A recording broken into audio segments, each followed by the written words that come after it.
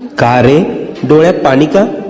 फक्त यासाठीच रडतोयस ना की तुला माझ्याकडे अक्कलकोटला येता येत नाहीये? इतर लोक जातात आणि तुला मात्र परिस्थितीने बांधून ठेवलंय, याचंच वाईट वाटतंय ना? तू अक्कलकोटला येऊन त्या गर्दीत मला शोधतोस, पण मी मात्र तुझ्या घराच्या देव्हाऱ्यात मांडी घालून बसलोय. बाळा, मी अक्कलकोटला राजा म्हणून बसतो, लोकांची संकटे दूर करायला. तुझ्या घरात तुझे आईबाप म्हणून वावरतोय, तुझ्या कुटुंबाला सांभाळायला. आजपर्यंत तुझ्या बरोबर जेवढं वाईट व्हायचं होतं ते होऊन गेलंय. आता येथील सुखाचे सोन्यासारखे दिवस.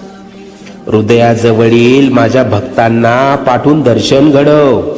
निश्चिंत राहा, सगळं मनासारखं होईल.